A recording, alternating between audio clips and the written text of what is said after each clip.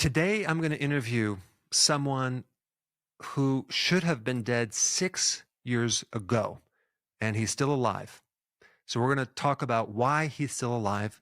He had stage 4 cancer. Now, what is stage 4 cancer? Stage 4 cancer is also known as metastatic cancer, which means it has spread to at least one organ. And in his case, it spread to his bones. But here's the thing, the normal lifespan of someone with a stage 4 cancer is from a few weeks to a few months, and in rare cases, several months to up to a year. But it's been 6 years since Guy has been told he had cancer, so he's still alive. Hello, Guy. Good to see you. Hi, Eric. Nice to see you again. Very nice to see you, and we're going to talk about this because I have to give a disclaimer. This is not meant to bypass your medical doctor. Check with your doctor before implementing any of the things we're going to talk about. We're not here to tell you we have the absolute positive guaranteed cure. Okay, we're not going to tell you that. However, that being said, if I had cancer, I would want to know what I'm about to tell you because there's some fascinating information that I want to put on your radar to consider. And in this presentation, we want to be very reasonable as far as make it as sane as possible and as easy to do, because when someone gets cancer, they're getting so many different opinions.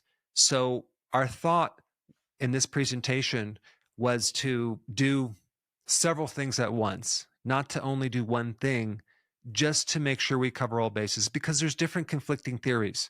You know, there's one theory that says that if you just starve the cancer off with glucose, doing the ketogenic diet, you'll kill the cancer off. Okay.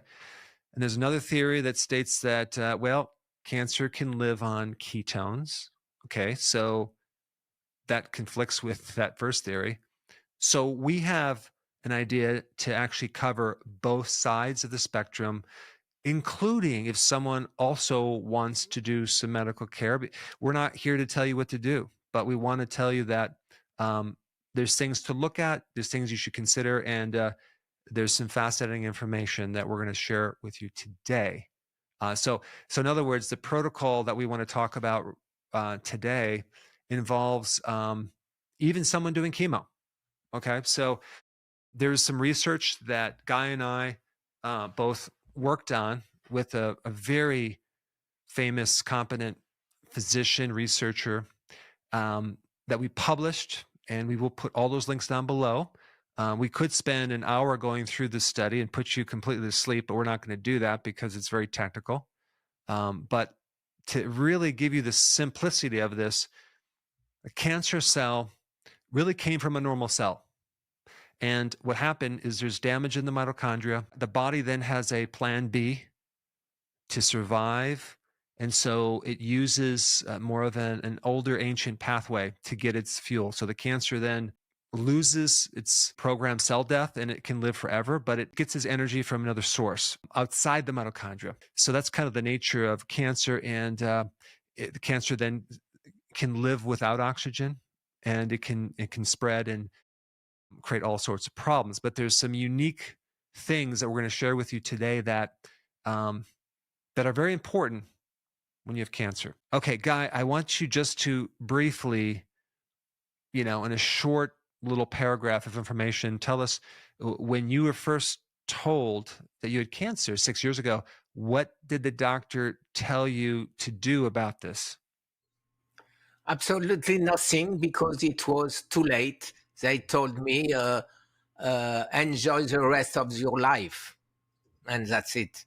So they didn't propose me any treatment because it was no more treatment. My cancer was too much everywhere, and it was too late.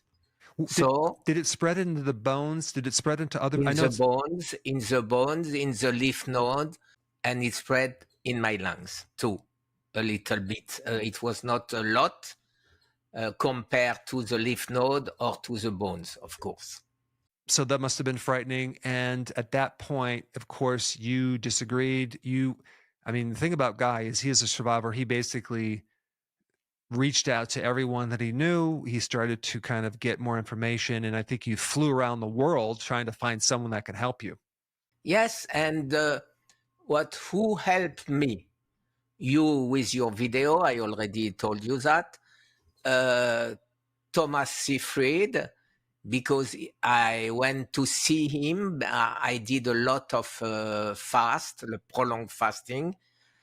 And I was, in this moment, absolutely sure that ketones can help to kill cancer cell, because the autophagy, a Nobel Prize in 2016, a Japanese guy. And okay, it works. It works because I'm still here. And little by little, I add a lot of things, because what still scared me is the relapse, because we have a lot of people who have relapse. If we don't change the way we try to fight cancer, we are dead. We are dead. Yeah. And the other thing is that I don't think you did not use any chemo, correct? No, absolutely no chemo. Okay. No radiation, because they didn't propose to me, because I was not different than anybody. If they told me chemo can prolong your life or save you, I will do it, of course. I was lucky. My cancer was spread too much, then they have no solution for me. So I start to read the publication I search on PubMed, on NIH, on Nature, on all the famous scientific publication. I had no knowledge of nothing, but I was obliged to try to learn, to understand. And when I understood what is cancer, I discovered that probably I can save my life. I went to see Thomas Seyfried. He helped me a lot, explained me a lot of things. And today, I would like to continue to his guinea pig. He proposed me to do a study. Guinea pig. Okay. A guinea pig. Yeah. Yes, I would like to continue to be his guinea pig. Yeah. Okay, good. That's great, because obviously, Guy, you did something that was very successful. So I want to break it down what you did. Okay. Now, I think probably the big difference, the elephant in the room, the thing that stands out the most is you did prolonged fasting. Now, you have the ability to apparently fast for a long time. I mean, I think you went to, up to 40 days. And then what you'll do on a regular basis is you might do a 7-day fast, and then you might do a 48-hour fast, and then you might do a 72-hour fast. And there's no pattern. And I think that's smart too, because cancer tends to figure you out. And so you really have to switch things up. I don't want to give a cancer a routine. Right. So I didn't know the day after what I will do tomorrow. Yeah. Because perhaps my brain my cancer cells can read my brain. Right. So it's perhaps stupid, but I don't think so. Yeah.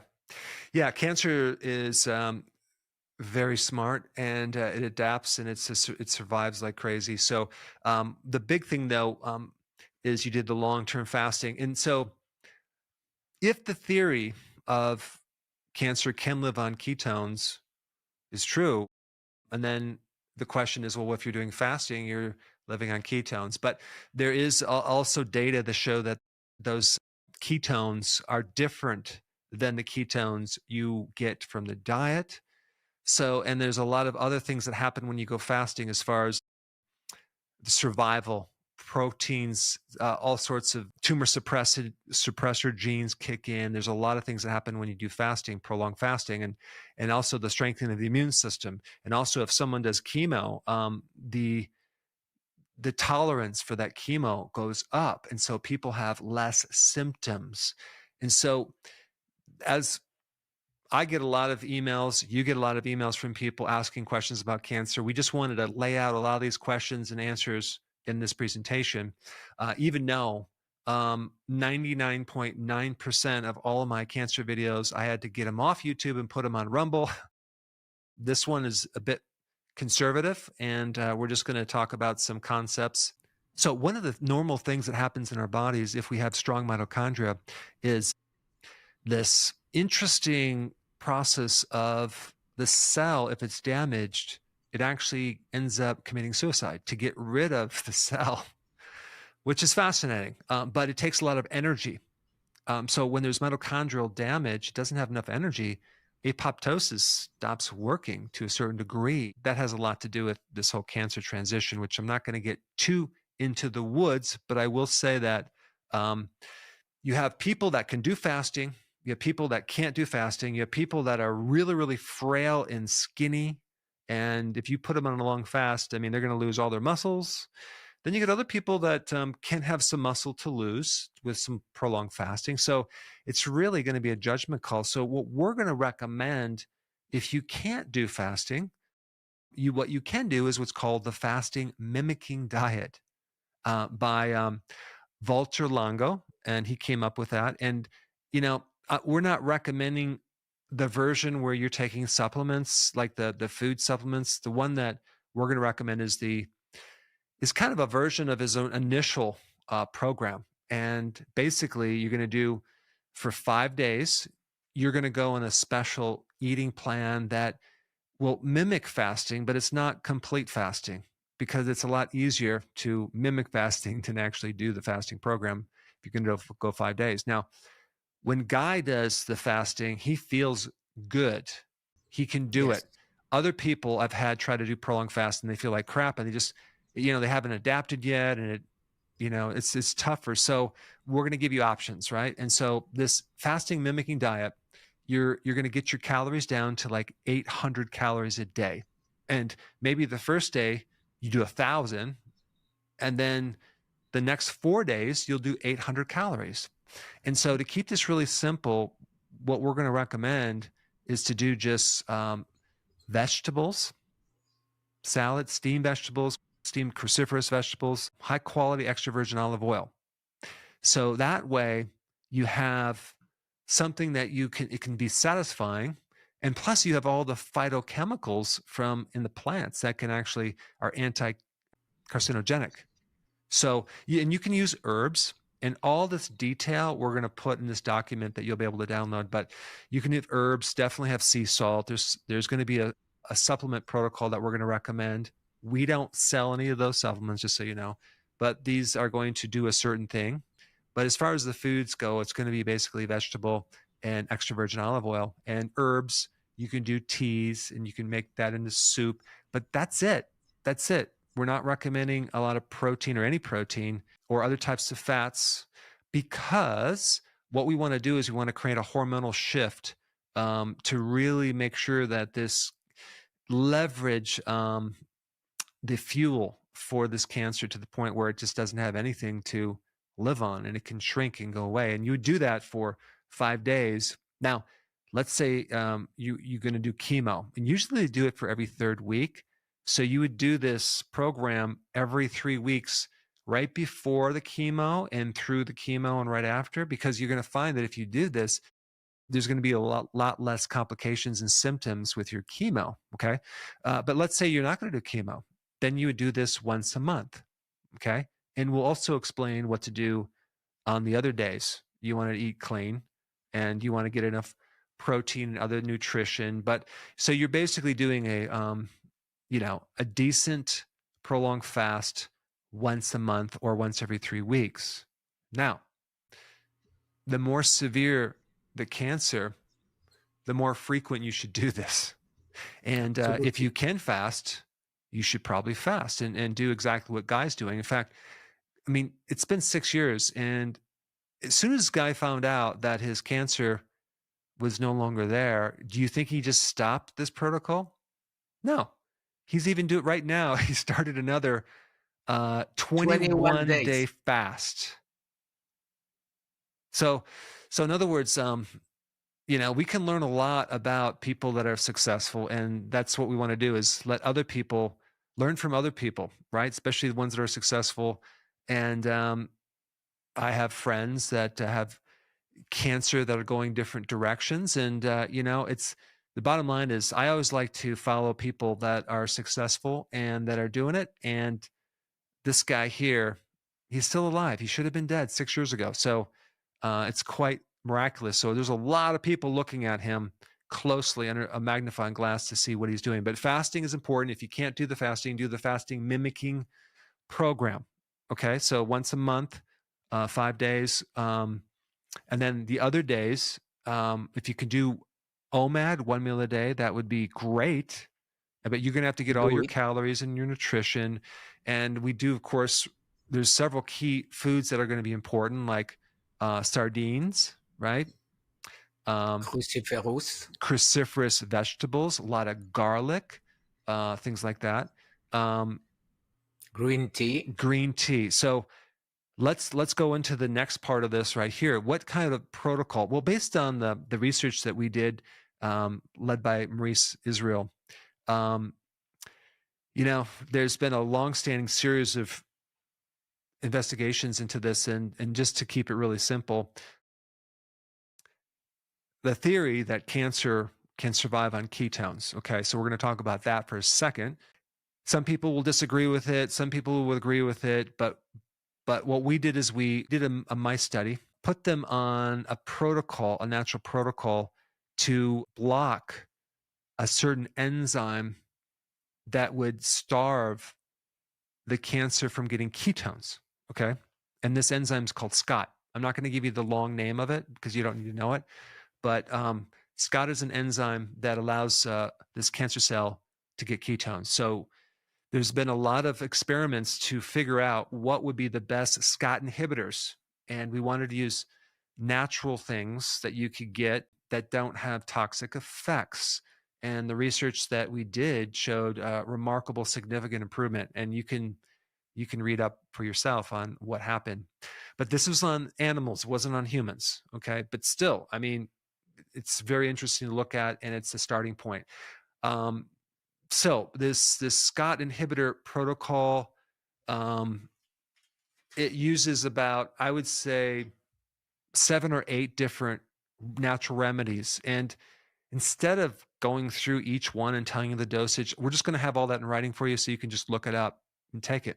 But some of these remedies addresses the SCOT inhibitor directly. Some handle various aspects of this, like one blocks glutamine.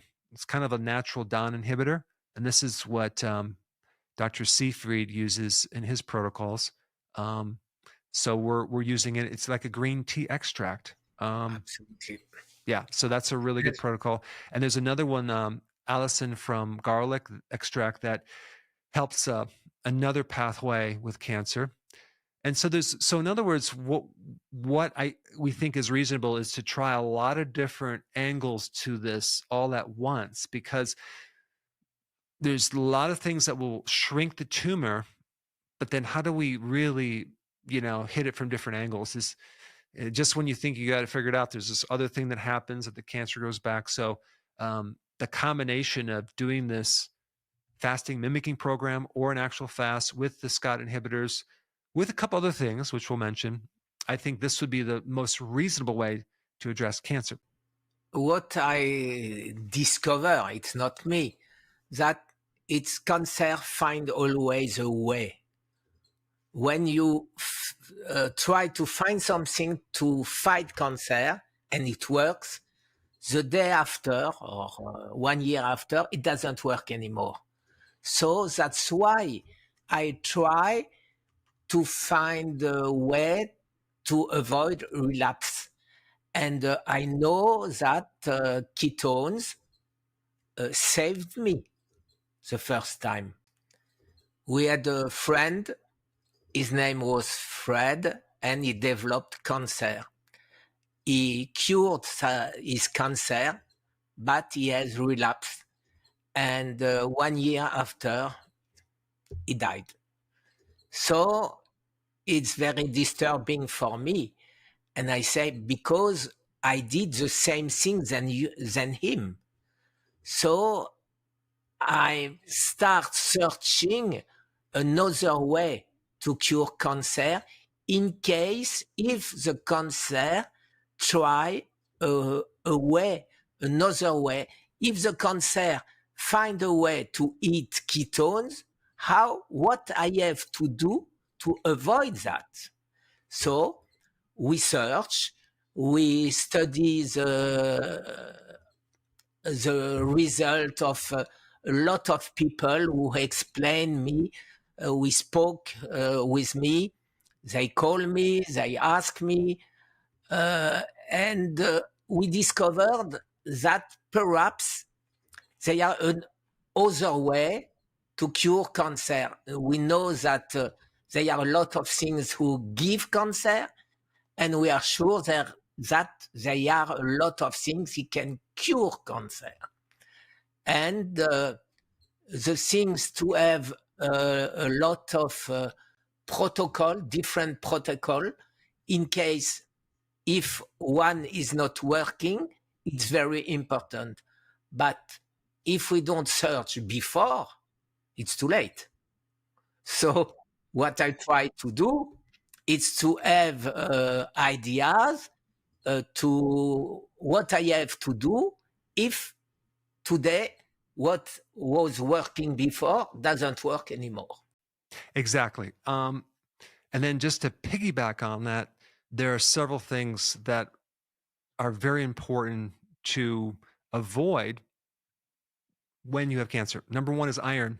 Make sure you're not taking iron in any supplements. Absolutely. Iron can feed the cancer. If cancer likes to eat iron, they use it. Calcium.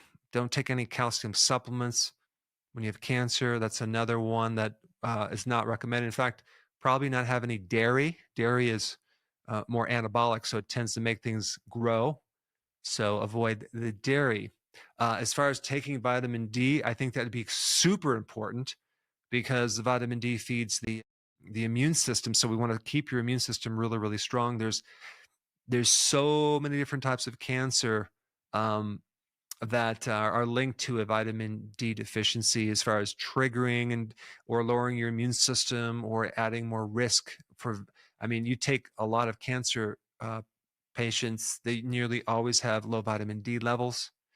As far as exercise goes, it'd probably be good to do walking, but not do high type intense exercise when you're doing either a long, prolonged fasting, unless you're really healthy, or if you're doing or not too lazy. Right.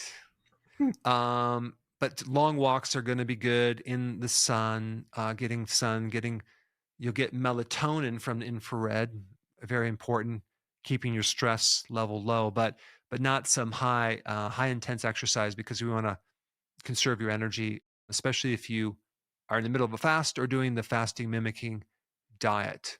I would like to precise something very important for me. Professor Thomas Seyfried helped me a lot. He explained me a lot of things, and he helped me to save my life. And what I try to do today, it's not to say I'm a better biologist than Tom Seyfried. I have no knowledge at all.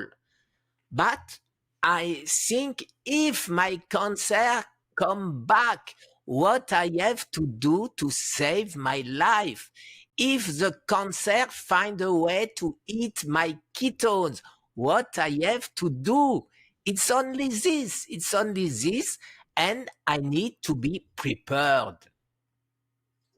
Exactly. And on that note, we're going to put a link down below of where you can get the summary of what we talked about.